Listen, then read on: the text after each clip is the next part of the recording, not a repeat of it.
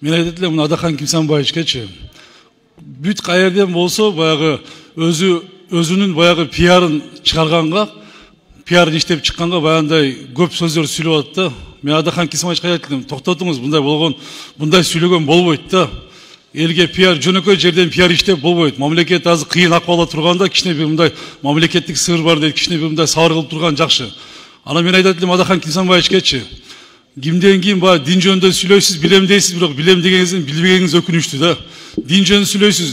Ар дайым баягы выбор маалында, агитацион маалдарда дин жөнүндө сүйлөп жүргөнсүз. Андан билем дегениңизден билбегениңиз өкүнүчтүү да. Мен айтат элем кимден кийин өлкө башчысына каршы сүйлөй турган болсо күндү карап таш урган мен барабар да.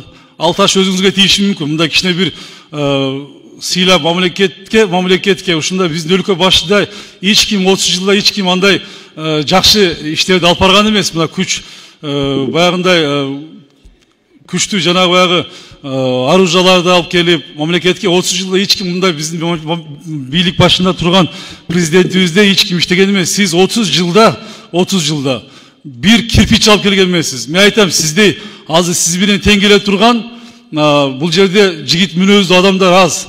Сиз менен тең келе бир гана баягы аял киши тең келбесе, мындай жөн жерден пиар иштеп, мындай бул жерде дүрбөлөң кылбаңыз элдичи.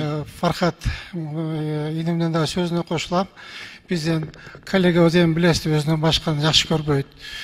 Өзүнөн башканы акылдуу сезбейт. Бул эми дешевый пиар да, дешевый пиар. Эми бул жанагы мен кечирип коем, эми бул сөздө айып жок дейт. Бул политический мусор да. Одно и то же. 30 лет одно и то же. Себе пиарить нужно. Публика ойнош керек, өзүнү пиаритеш керек. Ошон үчүн ишти алып баралы. Сүйүн Абдуллаевичти мен колдойм. Кийин укук коргоо органдарынын жумуштары бүтсүн, чакыралы, келели. Биз деле переживать этип атабыз. Биз деле күйүп атабыз. Биздин жарандар. Чоң рахмат. Рахмат.